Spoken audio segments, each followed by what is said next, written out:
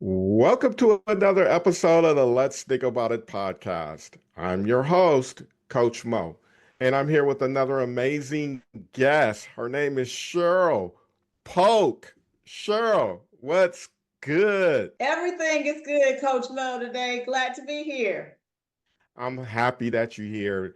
We need to know where you're checking in from. What part of the country are you calling in from? Yes, I am checking in from Music City, aka Nashville, Tennessee. That's what's up. I have never been to Tennessee. What's one of the favorite aspects of living in Tennessee? One of your favorite aspects? I would say the beautiful scenery. We have wonderful waterfalls, and then, of course, just having live music at so many places around the area, wherever you go. So I just love the music vibe and the scenery. I like that. But what's the vibe on the barbecue though? Memphis is more known for the barbecues. I won't really speak to the barbecue because I'll leave that to the people in Memphis, but you can find some good barbecue in some places around here. That's what's up. Okay, okay. With that being said, tell my audience who you are, what you do, and the type of value you bring. Yes, I am a holistic life and career coach, and my motto is improve your career, improve your life. So I believe that so many aspects of our lives are affected by our careers. So I help people with career identification, skills development, interview preparation, resumes, and other personal branding strategies, and then also career transitions. And so I enjoy doing it. I help people, students and adults at all ages and stages. All right, so that sounds like you bring a lot for a good amount of people out there, and I'm sure your services is great. But how did you evolve into a life coach and a career coach? Take me through that journey. Absolutely. So when I graduated with a degree in accounting, and when I graduated, I had a few interviews, but I couldn't land any because I had a lack of self confidence because of a lack of experience. And because of that, I ended up starting off working as a temp through a temporary agency. Now, thankfully, because of my good work ethic and because I got in with a large company, I ended up progressing in 5 years to being over the general accounting department for a division of a Fortune 500 company. But I could have made so many strides earlier if I had the tools that I needed. And so I ended up taking a short sabbatical to stay home with my children. And when I went back, I decided I wanted to do something a little different. So I applied to a recruiting position on a Friday, and to my surprise, they called me on a Monday. And also to my surprise, I got the job and ended up loving it. But what I didn't enjoy was the fact that I had so many qualified candidates whose resumes I couldn't pass along because they had sentence structure errors or spelling mistakes or and they just didn't look professional. And so I ended up spending more time tweaking people's resumes than actually sending out candidates to hiring managers. So I ended up becoming a certified professional resume writer and then later on a career coach. So I can help people really gain more focus and put their best foot forward. I understand there's a lot that goes into the hiring process, but I'm going to look at it from me trying to get another job or the consumer client trying to find another job. What's your approach, your initial approach that's taking a person from point A to point Z? What does that look like in that hiring process and recruitment process for them?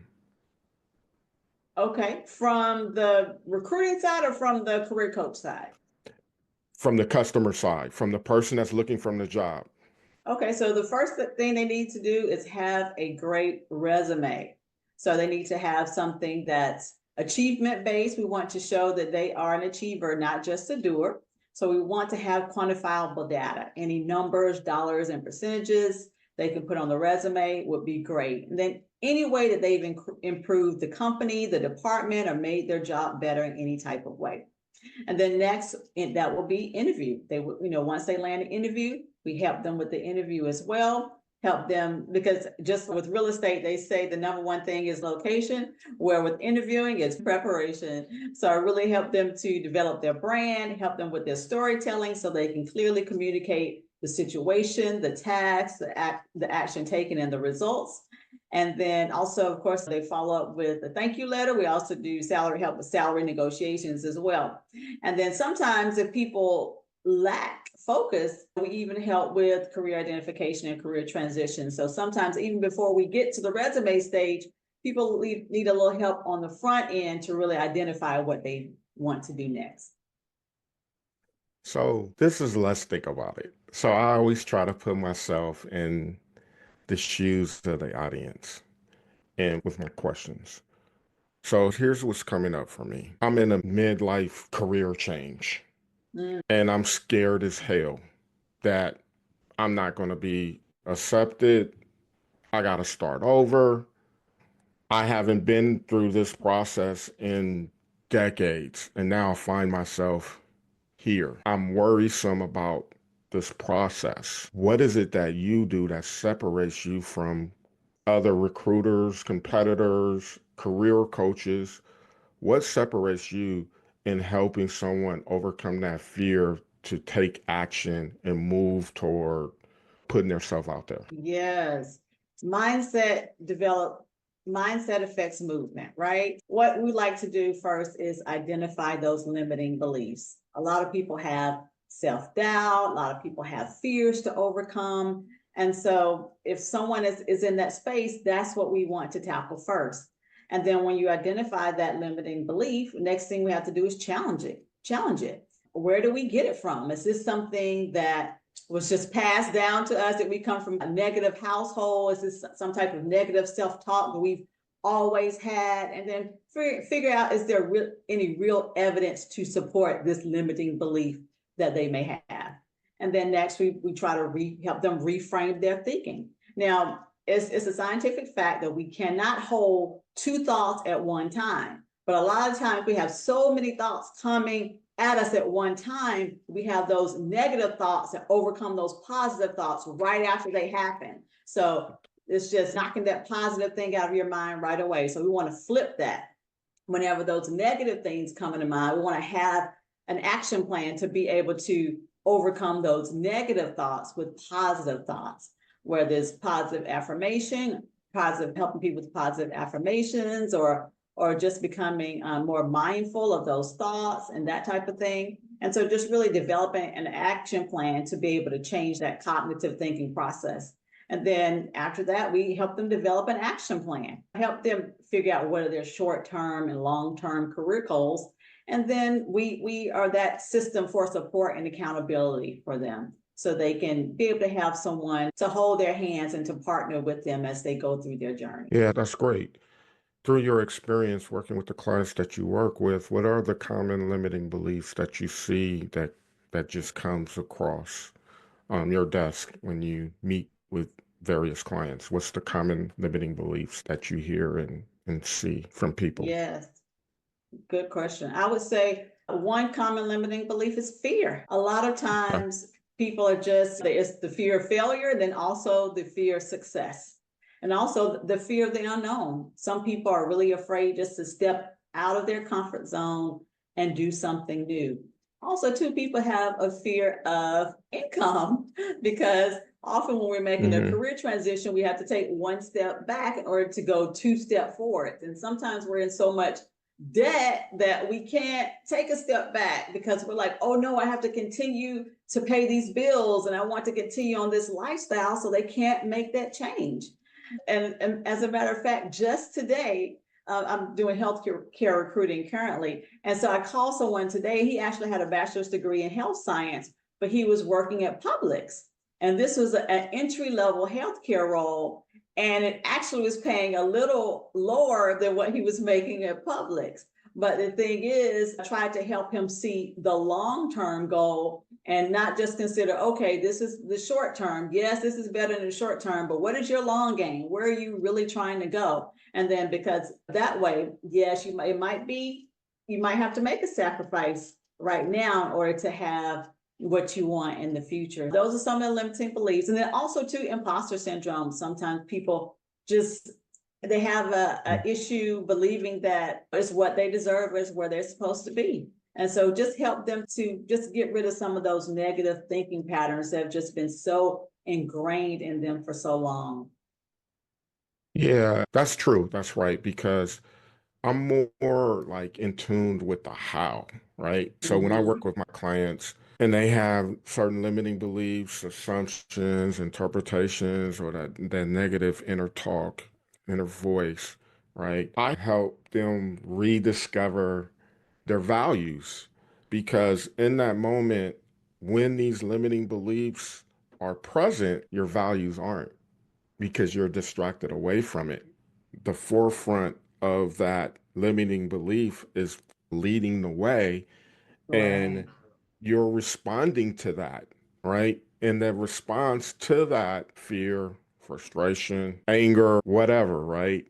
And so my approach as a coach is how do we reconnect with the values and just giving certain little activities, providing activities that helps them refocus towards their values. And then when they can do that, they start getting back their power of choice. Then they can start to navigate. So Right. in the spirit of the work that you do, how are you helping people connect their values for the next job that they're applying for? Or is that part of your program? Absolutely, absolutely. So I have a four-step program. And so the first step would be discovery. That's really doing a personality assessment, finding out the natural way you give and receive information, digging more into who you are and why you want to do something different. What brings meaning to Right. your life? Like you said, your value system, finding out about what you're passionate about. And then next would be the investigation stage. And that's digging into more careers and the different career paths that are available to you. And then next would be the planning stage. And that's really more of the logistics of the when and the where. And then lastly would be execution. That's the how. And so we get started with executing the plan and then reevaluate to see if there's anything that needs to be adjusted. So you're exactly right. It starts with that knowing your why, knowing why it is, knowing your purpose, what your passions are, your skills, your talents, your gifts, and how that all comes together into helping you be a complete person, physically, mentally, emotionally, spiritually, financially, and socially. That's great. That's great. Help me understand what's the target audience that you help. So I would say students and adults at all ages and stages, so 18 and up. Students of all ages. So is your approach with someone that, let's just say, graduating out of high school and looking for a job, is that Mhm. approach different than someone who's in their mid-career trying to find a different job? And what would be the different approach if they are? Yes and no. So we still go through all the phases. However, someone who is brand new, they may have a little less to pull from as far as their experience. With someone, I would say mid-career, they know more of what they don't want.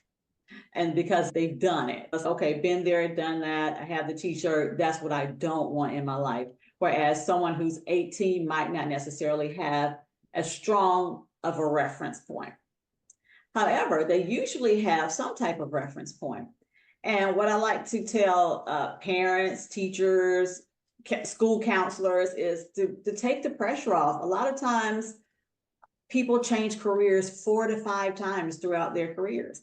And sometimes when you have that pressure, people put a lot of pressure on these young people to choose one thing. This is this one thing you're going to do, and you're going to do it throughout your life. Whereas we both know that's not the case, right? And because I've changed careers a couple of times, and you probably have as well, and most people have.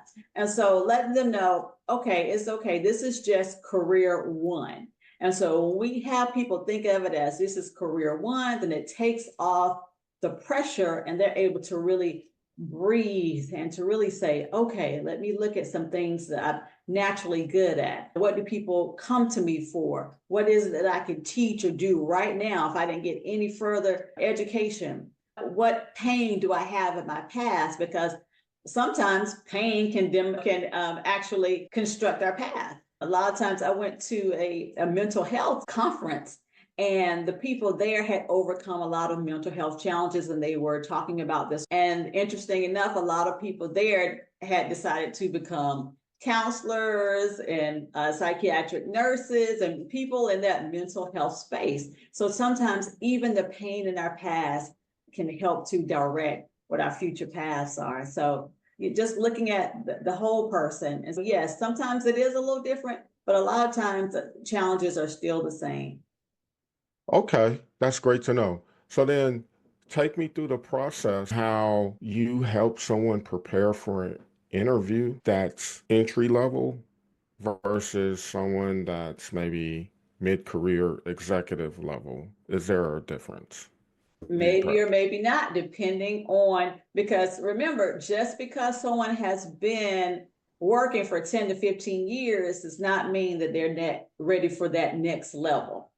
Or it does not mean that they have been properly trained in how to interview, in what to wear, in looking at someone in the eye and having that firm handshake. So we assume that this is just something that a student might need to know, but really this is something that someone who's 35, 40 may need to know, depending on if they're transitioning from one type of career to another. We look at those type of things. And also too, I love to do mock interviews. That's where I give them a series of Mhm. questions, take notes, and give them feedback at the end, and then really help them to identify their stories. Because now the big thing is situational interviews, and they want to know about challenges you've overcome. They want to know about process improvements you've made, any type of ideas that might have been adopted from with your company, from your hiring manager. They want to know about interactions with coworkers.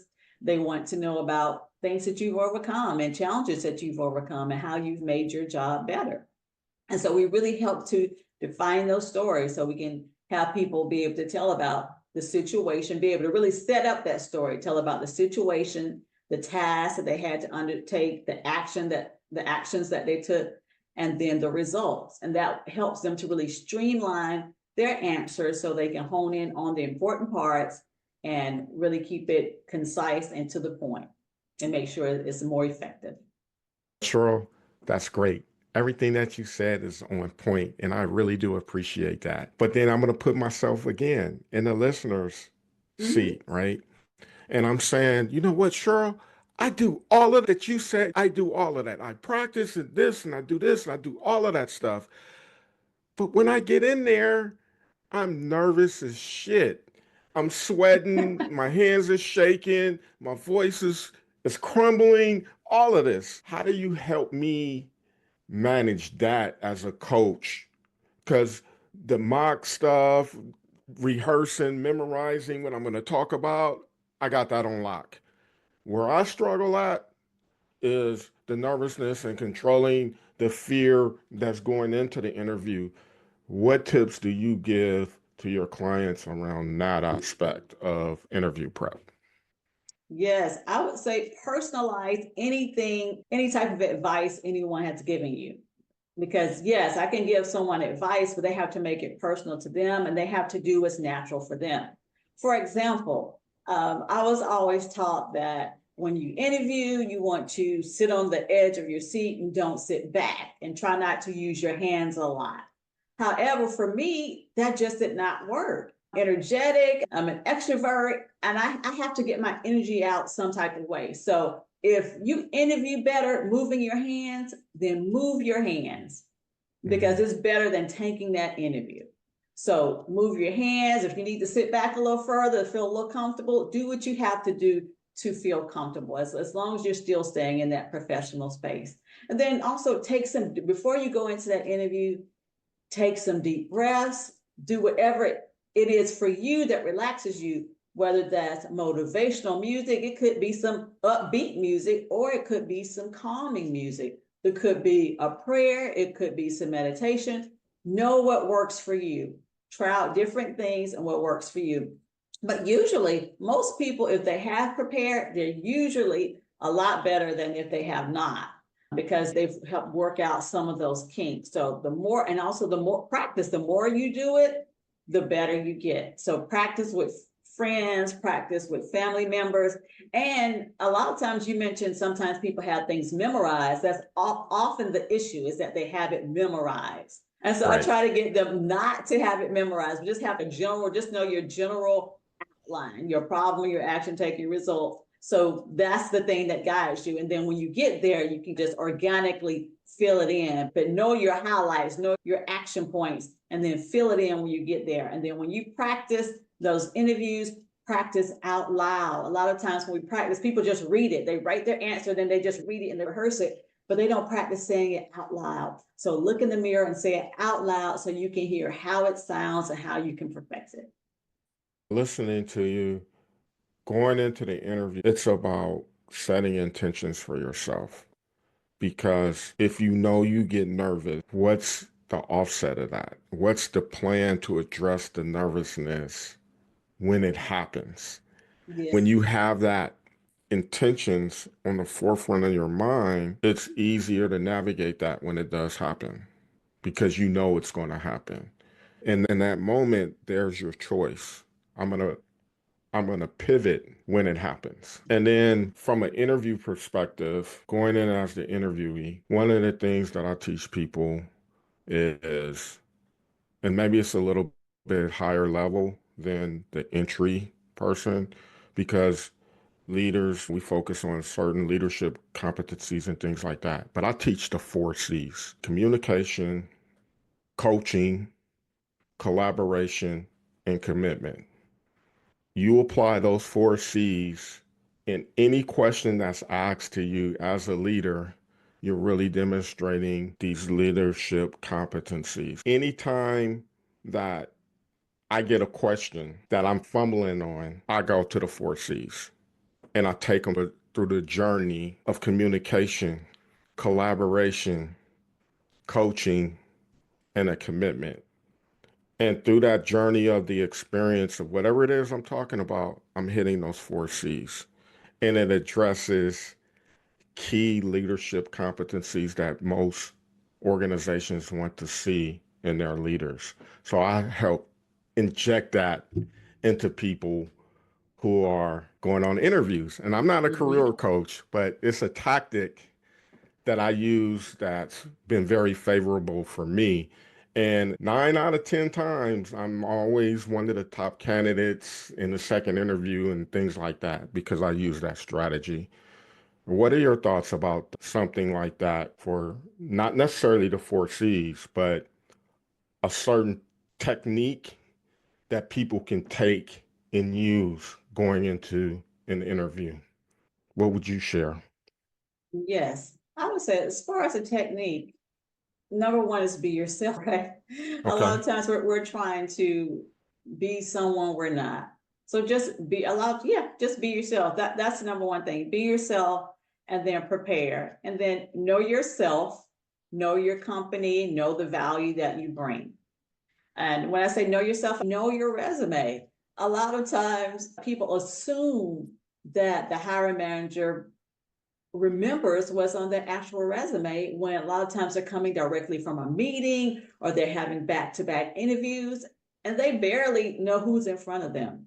So it's totally okay to communicate what's on your resume. And a lot of times we put wonderful achievements on the resume and people forget to say it when they get in there. So know your resume, know the value that you bring, know the company, make sure you do your research, make sure you look at that website, make sure you know that what values are important to them and how those values align with you, and then know about their competitors. Look also to see if there are any new press releases. Companies merge all the time. They have layoffs, they have new hiring initiatives, they have all types of new products that are being released. So know the company.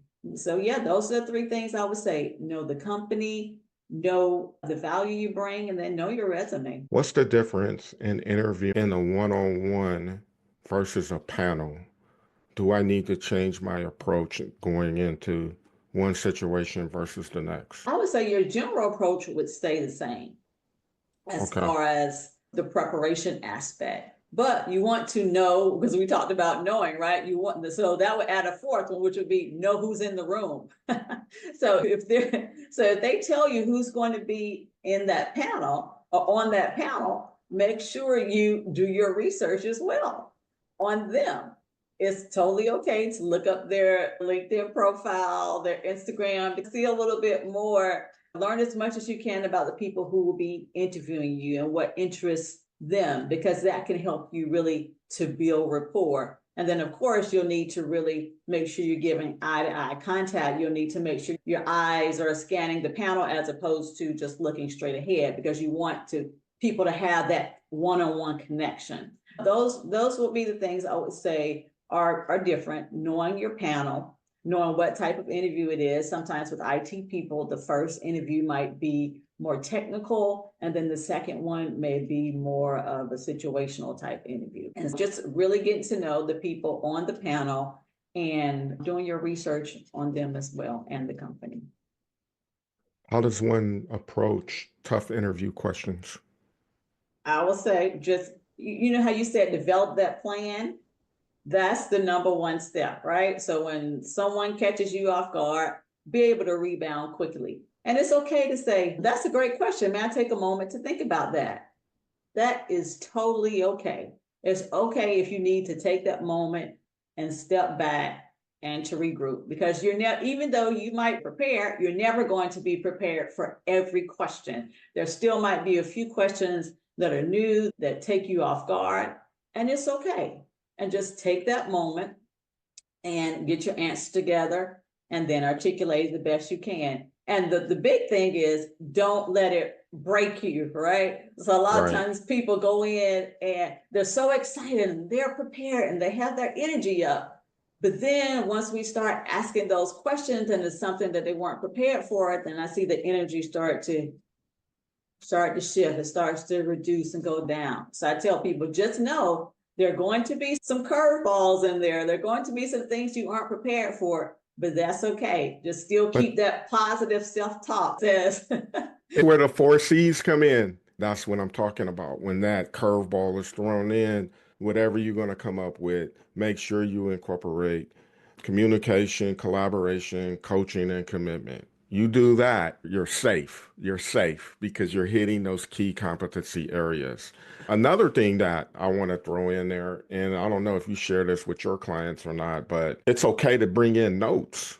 Because anytime I get an interview, they don't tell me, no, you can't bring in notes. So what I do is I create a list of experiences that I want to connect to potential questions that I think that they will probably ask. So I'm Mhm. already thinking there may be a question about who I am, why do I qualify for this position? There's that question.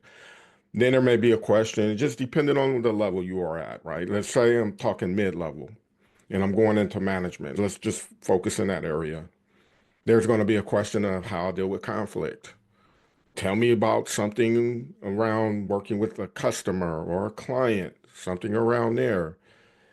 Tell me something about collaboration. Tell me about something about developing and training or leading a team. Something, there's going to be something around there. Tell me about a Mhm. time when you had a disagreement with a worker or a manager and how was it resolved? I'm thinking of those.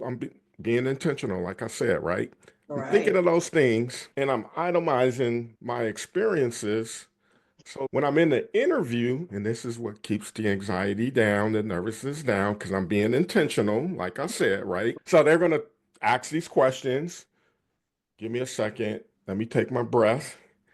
Let me look at my notes. Bingo, I'm going to hit experience number 4. And it's right there. I'm not fumbling. I'm not nervous because it's right there on the sheet in which there's no rules that says I can't bring this into an interview, right? And so I just tap into my sheet, my cheat sheet for Mm-hmm. myself with to help me remember all the different experiences that I'm very comfortable of talking about. And that way, I'm not going in there just completely off memory, trying to think of the experiences. They're all jotted down for myself.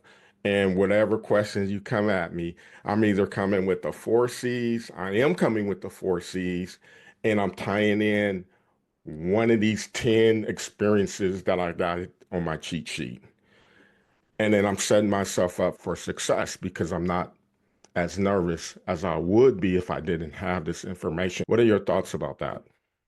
I don't necessarily encourage a cheat sheet, but if they do have one, I will say for them to put little keywords there instead of writing out too much information, because sometimes when you're looking at a cheat sheet, that can even throw you off because it's okay, where is that in my notes? So if they do have a cheat sheet, it should just be a brief keyword. Maybe it could be something like the title of their project that they wanted to mention, or a client that they wanted a client's name there that can help them jog their memory about the story surrounding that client.